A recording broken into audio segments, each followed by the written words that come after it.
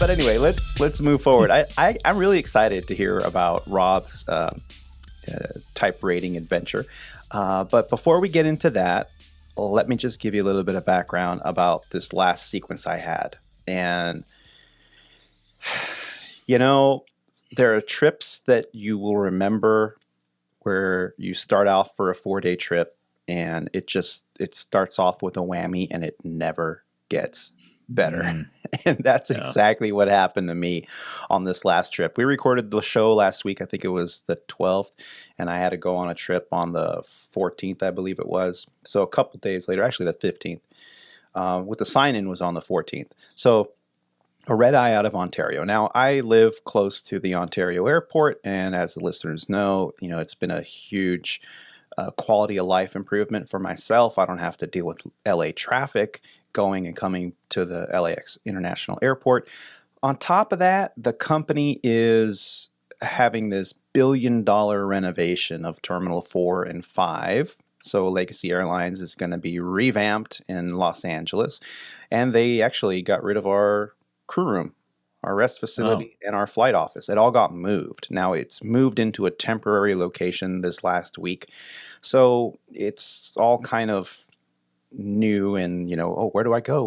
What's the code for the door? And all these things that are just a headache, especially when you're kind of on a time crunch and you want to be efficient. And now you got to go a little earlier to figure out, where's the new place and how do I get into the crew room and all these things. So it's been kind of nice to be situated in a small airport where I literally park across the street from the terminal and just walk across, and it's a 10-minute car ride, and I don't have to get on a freeway. So I know, man. It's been a quality of life changer. It's been really nice. But I had a trip that really tested my resolve last week. Yeah. It started out with a red eye out of Ontario to DFW. And the sign-in time was, I believe, 11:45 p.m. Wow. Now, the nice thing about this is our contract has provisions where if you start a trip before midnight on a certain day, you get paid the minimum pay, the duty rig for that day, which is 5 hours and 15 minutes or something like that. Yeah. So I signed in at 11:45. I got paid 5 hours for that day. So 4-day, it's considered a 4-day trip, not a 3-day trip.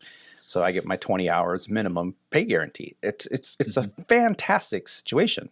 Unfortunately, the way our contract is over at Legacy, if your flight is scheduled to go past midnight, you don't get paid for that following day until after, what is it, like 3 a.m. or something like that? Or 2 p.m. 2 a.m. 1:59. Yeah. So there's a much bigger buffer on the tail end of that. Yeah. But either way, this worked out quite nice for me where I signed in late at night. I get there, and the airplane had been delayed out of Dallas. So I was sitting at the gate, and we're the last flight to leave the airport. So everyone's waiting for us. The TSA is waiting for us. The newsstand employee that runs the newsstand that sells water and things like that, they're waiting for us. Everyone's waiting for us to leave. And they can't really go until the last passenger gets on the flight. Yeah. So we were kind of late because the inbound was late, and I and the flight attendants were there, but the captain wasn't there, and I had not met this person. I had not flown with them before, so I figured, well, they haven't signed in yet, but I'm sure they're on their way. So I gave the gate agent a heads up. I said, yeah, I'm here.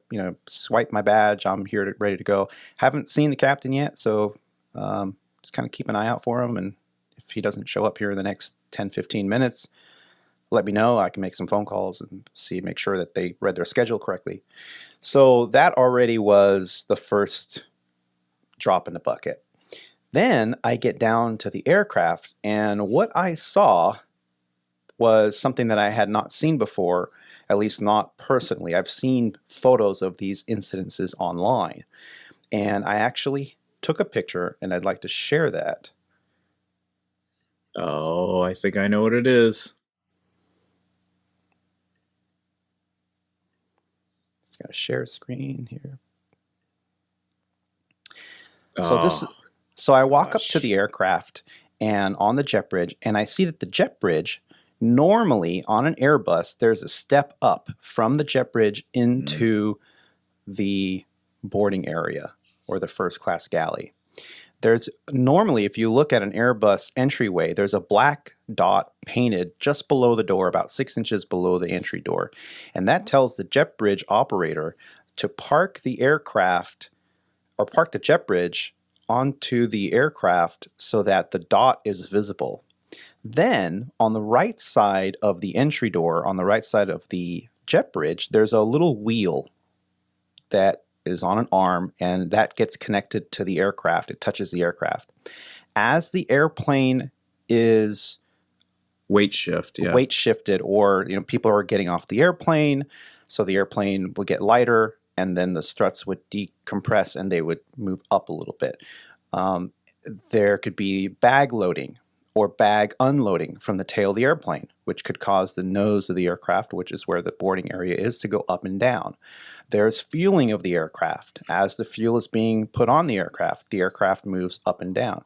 So this jet bridge needs to have this auto leveler, which is the little wheel that says do not touch, don't ever touch it. That's there so that the jet bridge can move up and down. And if you're ever boarding on an aircraft and you're sitting there in a line on the jet bridge and you feel the jet bridge kind of go boop and just move up and down a little bit, that's what's happening, is as the aircraft is moving up and down, as is the jet bridge, to prevent this scenario from happening. And you can see that on a photo that I'm sharing, that the jet bridge actually either did not move up and down or moved up and was pushing up on the entry door, on the L1 door, the entry. So this could be disastrous. So I immediately called the gate agent down. They lowered the jet bridge, and I proceeded to do a thorough pre-flight. I did my best to inspect the door to see if anything looked like there was damage.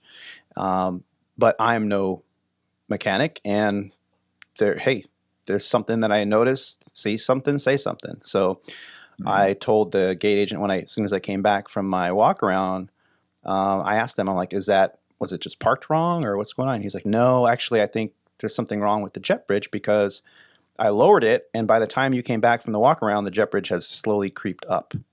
So there's a failure in the system. And I'm like, well, okay, can you just lower it and then turn it off and so that it doesn't do this? And he's like, no. So he had to call out facilities maintenance to come and inspect the jet bridge. And I started to get the ball rolling to call maintenance operation control to come out and inspect the door of the aircraft because it's definitely a problem. The only issue is I still didn't have a captain. And so now I'm checking in the computer to see if the captain is signed in. I'm thinking, this is not good. So I said, either way, I'm going to have to call maintenance. So I looked up the captain's phone number and I texted him and I said, hey man, here's a photo of what I see on the aircraft. Just want to make sure you're on your way.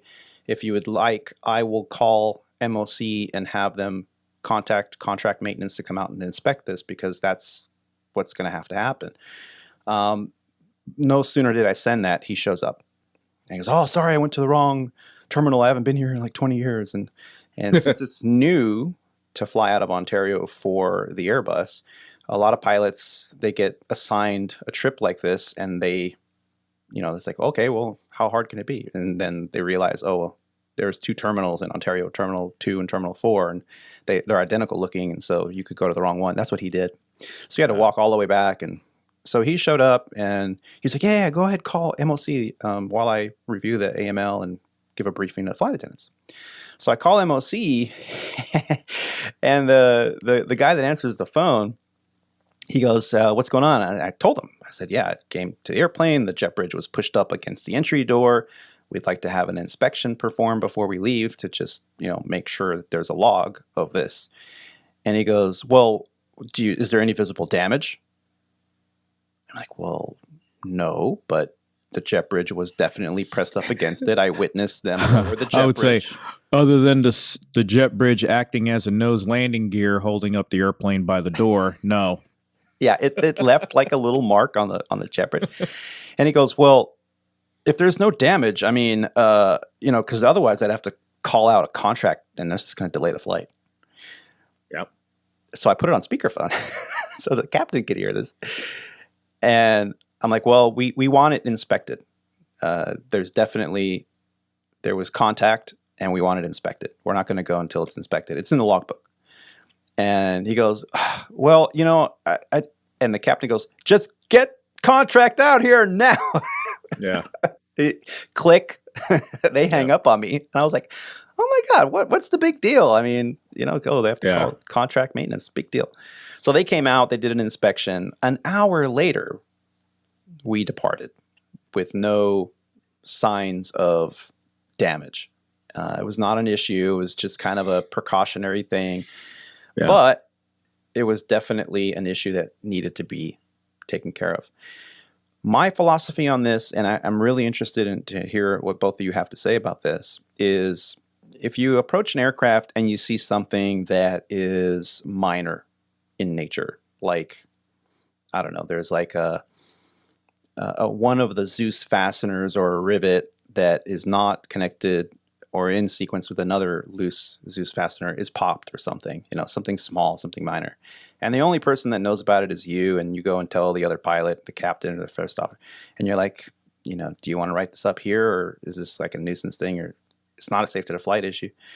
It's like, well, we'll be back in base tomorrow or tonight. The airplane will be in base. Let's just write it up when we get there, and they can come and, pop it back in or whatever.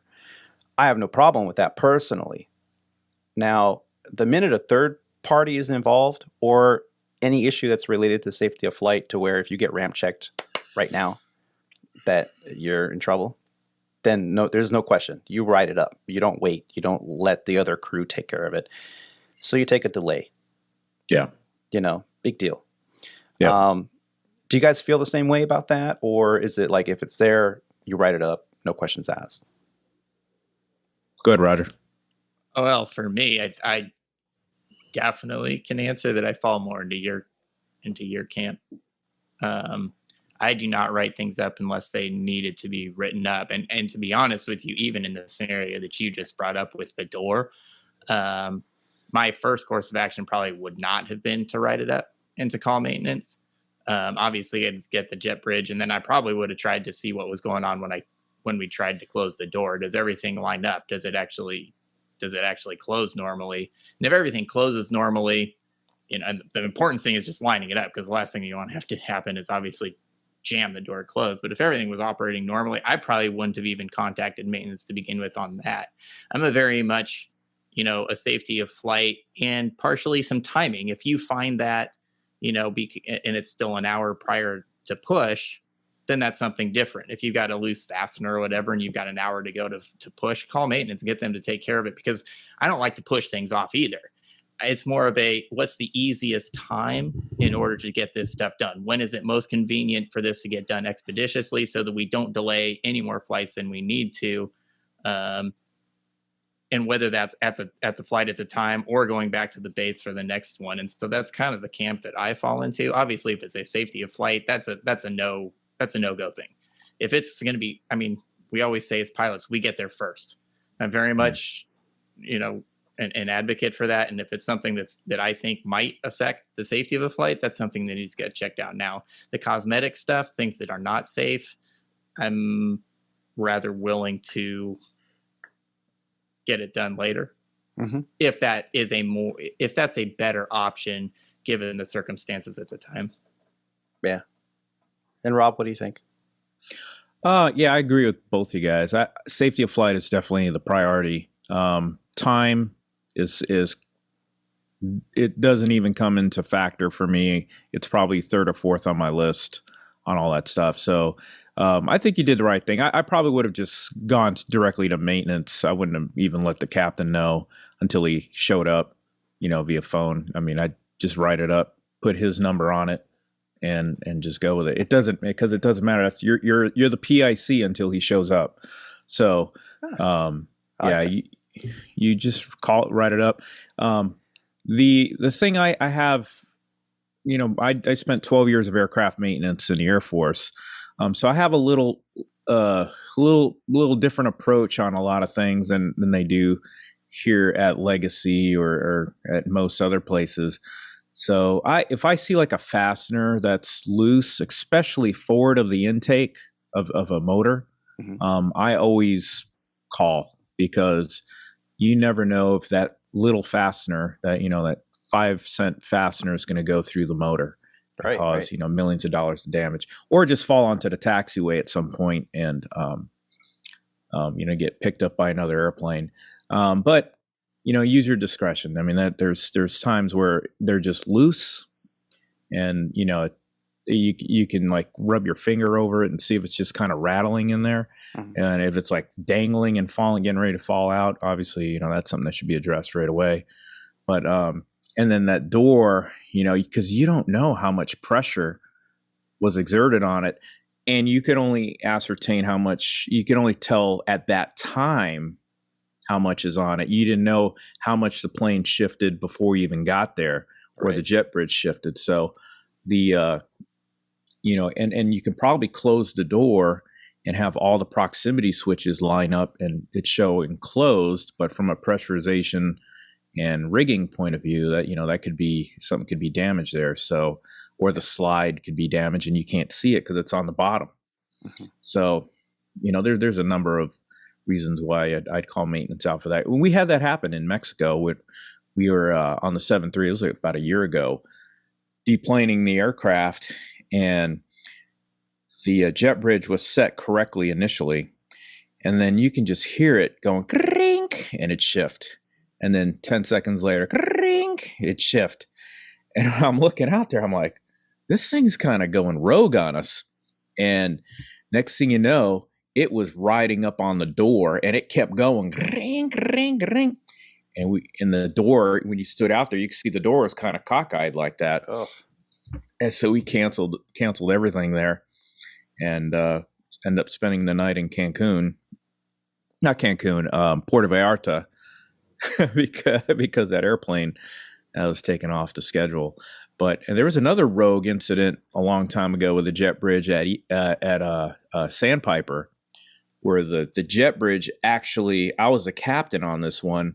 We got in early from like Midland or something like that, landed in DFW at like 7 a.m. And when I parked the plane, set the parking brake, we're waiting for the jet bridge to come up to the plane. The lady was having just a heck of a time trying to get the thing to do what she wanted it to do. And it's like lurching, and then it'd go back, and then you see the wheels shift, and it'd lurch, and the bell. And took her a few minutes to get the jet bridge up to the plane. Long story short, when she got there, she pokes her head and she's like, God, I was having a hard time getting the jet bridge up to the airplane. And I kind of nodded. I was like, yeah, it looks like you're having a hard time, but everything good? She's like, yeah. So everybody got off the airplane. We went up, got a little breakfast. We were doing a turn, came back down the jet bridge. And as me, the FO, and the flight attendant were walking down the jet bridge, you hear the bell from the jet bridge go off. And all of a sudden the jet bridge just starts going, side to side. Oh my gosh. Boosh, boosh, boosh, boosh. And we were just kind of bracing ourselves. And next thing you know, it just stops after like 10 or 15 seconds. So I kind of hustled down to the bottom to see what, if there was somebody driving the jet bridge, and there was nobody there. So I look outside and I see the rampers kind of just, clearing the area. And I start looking at what happened. The jet bridge pushed the nose of the ERJ over about 5 feet off the center line, and still had pressure on it. So it was in a list. So like the right wing was like 3 feet off the ground, and the left wing was 12 feet or so off the ground, and it was still had pressure on it. So I picked up the phone call of my phone right away and called the chief pilot office and got a hold directly to the chief pilot. And I was like, hey, I don't care what you're doing right now, if you're in a morning meeting or anything, but you need to come out to B36 ASAP. So he's like, all right, I'll be right out there. So he comes running down the jet bridge, and he's like, holy mackerel, look at this. Yeah. You know what he does? He looks in the window. He's like, were you in the cockpit when this happened? I'm like, no, sir. He's like, okay, yep, parking brake set. It's not your aircraft. It's the gate agent. It's not your responsibility. And I'm like, That's okay, it. I'm gonna go get my stuff out of the airplane because I'm gonna assume this plane's out of service. He's like, yep. Anyway, that Oh, was a long crap. story on that one, but No, that was great. it was good stuff. Wow. And occasionally they have, the agents at all these airports. Obviously, Roger, you don't have to deal with this very much. The jet bridges are, are a little temperamental sometimes. Time to since we fly so much, we see it a lot. But time to time, these jet bridges don't work properly, and they have to call facility maintenance down to either reset them or whatever. So they're complicated. They're very, very heavy. Yes, people don't realize how heavy and how industrial this. And they're difficult to drive too because of the way they work. Yeah, I mean, it's just the amount of times that those are used on a daily basis. And if you really look at it, when you're deplaning or when you're boarding an airplane of your guys' side, think of the weight that those things have to be able to support and not move up and down because of the picture that you just showed, Tony. I mean, you want to talk about a piece of equipment that needs to be industrial grade. Yeah, and to add to that, they also, you go to some of the international terminals, we'll pull in with a 737 or an Airbus, and the jet bridge is configured for that, and then you can pull away, and then next thing you know, a 777 or another 787 can pull in, and that jet bridge needs to translate up 10, 15 feet or extend out 50, 100 feet to to another door. So those things are quite quite complicated to be able to do all that stuff. They're kind of like Transformers. More than meets the eyes. Yeah, they really are. And then and I like the air stairs because I get it. You have to have jet bridges and in the modern world with the aircraft that have the capacity that they do, and you keep people out of the elements and everything, but I really like air stairs. I love it when we go to Mexico and they just roll up the stairs and you just walk down. So easy. Like, hey, I'm here. It's beautiful. Come fly some business jets. Hey, there you got air stairs all the time built in on the door. The airplane has stairs built on the door. Cool. Yeah, I might have to take you up on that invitation here. But yeah, so it was a really interesting start to the trip, and I really wish that was the only issue. That was the first 45 minutes to an hour. Yeah, I was gonna say, and it's crazy too because for you on a red eye, even though you're just starting out, this is the beginning of the ending of a long day for you, just physically and mentally. You try to get as much rest and everything as you can before you get there, but let's face it, 11 o'clock at night, you're ready to go to bed. Yeah, I mean, even though I've learned to take a nap, as a matter of fact, and we're going to get into that here in a bit as well, I'm doing the exact same trip tonight. So after this recording, I'll be wrapping it up and start winding down this afternoon for a nice couple hours of sleeping. But what happens is when you're delayed on a red eye, your mentality is, okay, we're going to push off of here at midnight. We're going to get to where we are at 6 a.m.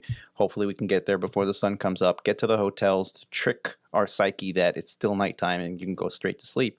And so now you're delayed an hour or two. Now you're like, oh God, now the sun's going to be in my eyes as I'm flying east, and all these factors. And you're like, okay. So we ended up, these red eyes are usually like an 11-hour layover.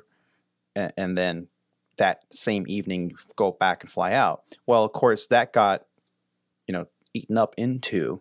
So our layover ended up being a minimum rest layover, which is exactly 10 hours with the new FAR 117. I shouldn't say new, but with FAR 117 for airlines, 10 hours is the minimum rest.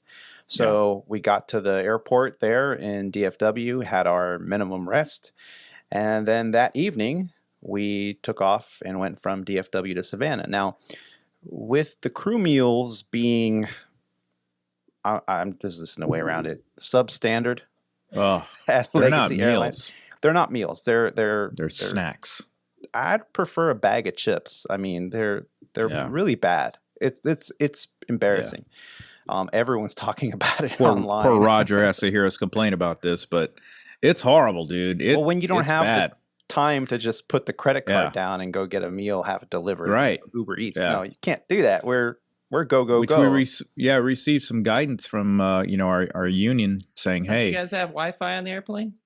Just put an order in Yeah. on the inbound flight and Sure. have Yeah. them deliver it to B37. Yeah, Roger, that'd be awesome. the cockpit crew, or I'm sorry, the flight deck We're- crew is the- not yeah, allowed can't say to cockpit anymore. access the Wi-Fi for personal use. Can you And pick up the intercom phone called flight attendants?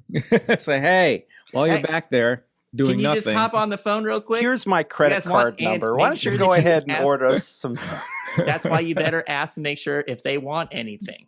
There you Come go. on, you guys are highly paid professional Like, pilots. what is the Manolo Blahnik thing ordered online? What is this? Well, Just saying. So we ended up, having this minimum layover, and then you have to get to the airport a little earlier to at least pick up a meal because you're hungry. You've been sleeping most of the day. And I don't know, everyone I've talked to says the same thing. On a red eye, the next day you get about 5 hours of rest, and that's about it. The body clock says, hey, you're supposed to be up now. And so that's exactly what happens. DFW to Savannah the next day or that evening, and it was a relatively good flight. Nothing really major happened. I thought, okay, that's it. We got rid of our one issue for the trip. And we get to Savannah a little late, and of course, downtown Savannah is absolutely gorgeous. People everywhere. The hotel was full, and the next morning, I got up at a relatively decent hour, went for a run along the river front, found the Black Rifle Coffee Company, its main store, and I was like floored because I've been following them online. And I got to go in and order myself a Black Rifle coffee. Got a T-shirt. I mean, it was a pretty cool place. They've done it right, And part of the proceeds goes to veteran veteran organizations to help with veterans of our armed services. So I'm all for that. Cool. Had a good day. Met up with some of my crew members. Went for lunch. Took a walk around downtown Savannah. A lot of architecture and history there. And then proceeded to the airport for an afternoon flight, and the inbound flight was delayed. So nice. Okay, what am I going to do? Well, we're going to sit there in the gate area where all the other passengers are, or I can go and grab myself a nice scoop of ice cream from Leopold's, famous ice cream from Savannah, rated 3rd best ice cream in the U.S. Wow. So, of course, I had a cup of the coffee chocolate chip and sat there, pulled my mask down, and I was sitting there eating my ice cream, and people were looking at me like, this guy's really enjoying his ice cream. Yes, I am. Hell yeah, I am. So we took off out of Savannah, a little bit behind schedule, but we caught back up in DFW. And this is where it all kind of starts to fall apart yet again. DFW. So I grab my trusty flashlight and I go for a walk around. What I found was a tire that definitely needed some attention. Oh, man, look at that. When you do a walk around, there's all kinds of criteria, as Rob is like fresh out of the schoolhouse. He knows exactly what to look for in a walk around. First thing you do is you do this like kind of what we call a global assessment of the aircraft. You just make sure that the chocks are in, that it's not going to roll on you, that there's power connected to the aircraft, and there's no like physical damage. And as you walk around the airplane, one of the main things that you're checking are the tires, the brakes, any fluid leaks, anything that just doesn't look right. And for those, I'll put a link in the show notes with a picture that can't see it for the audio version of the podcast, but there is a tire here that has steel cords showing on the inside edge of the number 1 tire, which is the right outer, all the way around. And so I took a photo of it. Not sure they're steel, but that's definitely cord. Yeah. Well, they were definitely metal. Oh, they were? Yeah, there's metal cord. I didn't know they used metal.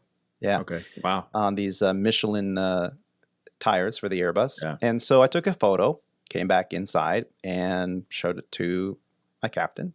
Said, Captain, this is what it looks like. And he says, well, I know that there is a certain amount of steel cords that are acceptable to be visible on a tire, and it could still be good for so many more cycles. But that looks like it's excessive. Let's contact maintenance and have them come out. Okay. Being in base, they say, yeah, no problem. We'll come out. We'll take a look. And sure enough, within 10 minutes, there was a maintenance personnel sitting there. And he says, yeah, man, you're allowed to go with, I forget the how many. 25% of the 25 or 30% of the circumference of the tire. It can show some steel cords, but with no more than a depth of so many microns. I don't know. So he goes, but man, this is like 90% of your tire is showing steel cords. So we're going to do a tire change.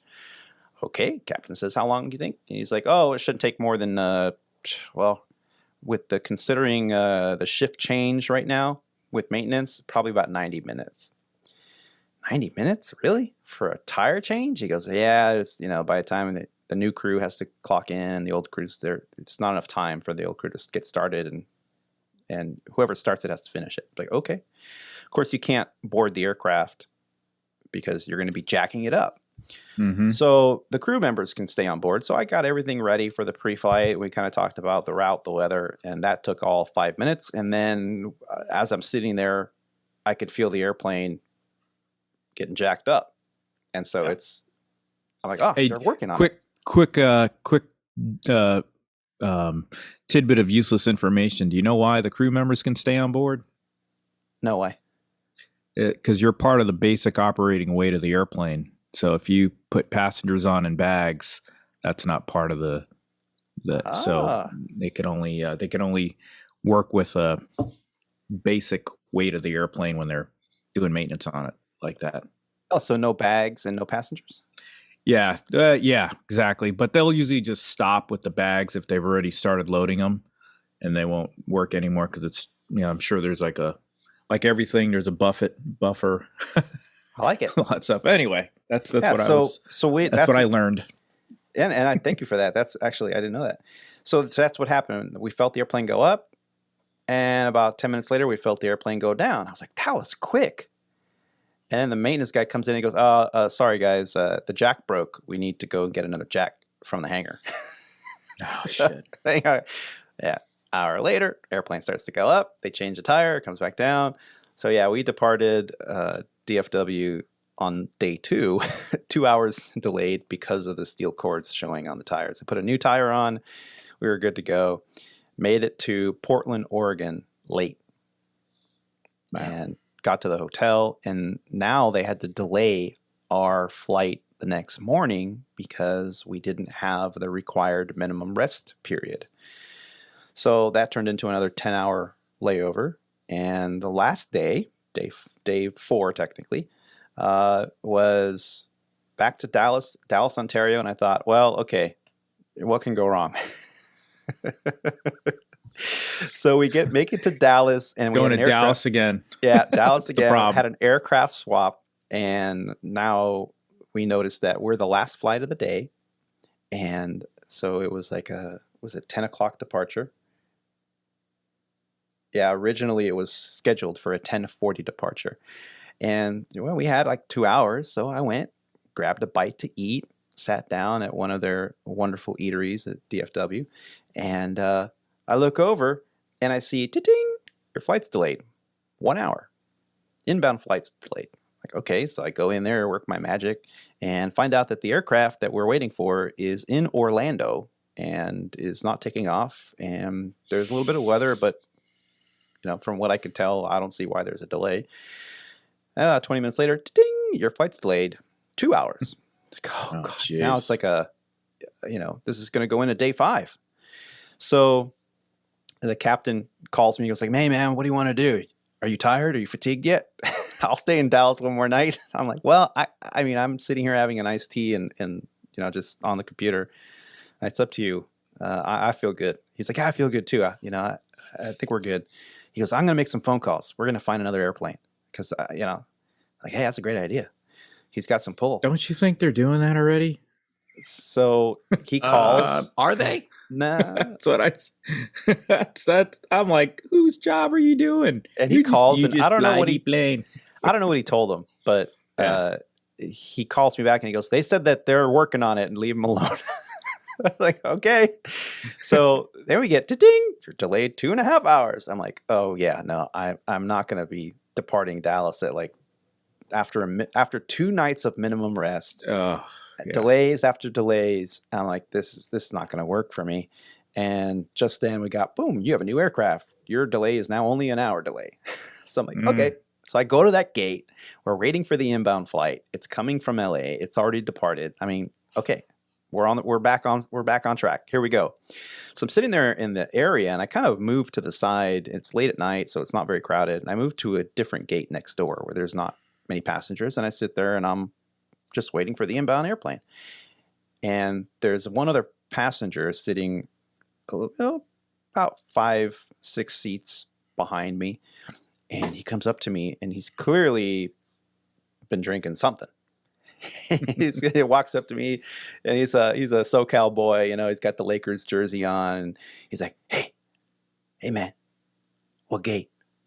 I'm like, excuse me? He goes, what gate?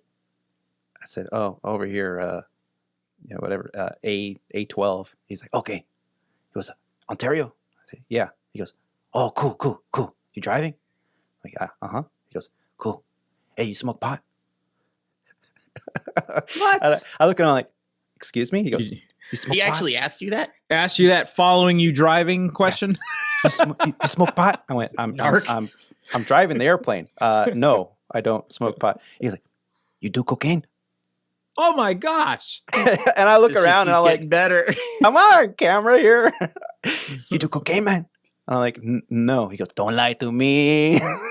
Oh, I'd be like, I'm going to go get a piss test right now. Yeah. And I'm like, okay. Now. This guy, he gives me like the fist. He's like, no, man, I'm just messing with you, man. I'm just messing with you. So I had this like 20-minute conversation with this guy I'm like, oh, what else am I going to do? I might as well be entertained.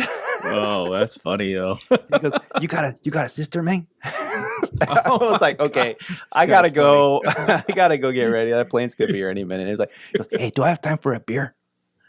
And I'm like, I tell you what, if you find a place that's open for a beer, I think there's one in a different terminal somewhere. Go for it.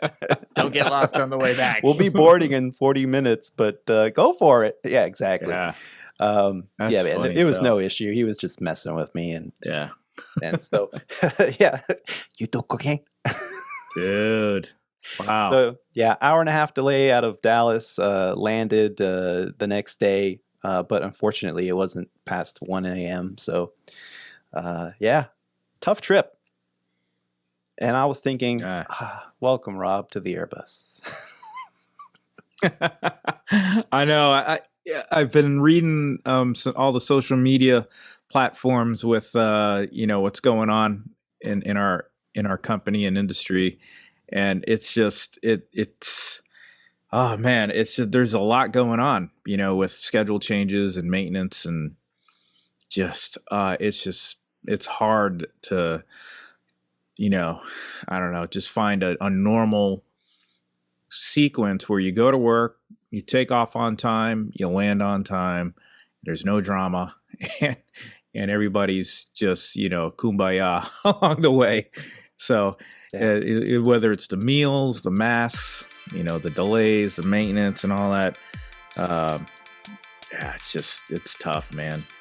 It's tough, and it's been nice to be in the schoolhouse for a month, kind of separated from all that stuff for about 4 weeks, so I didn't have to deal with it.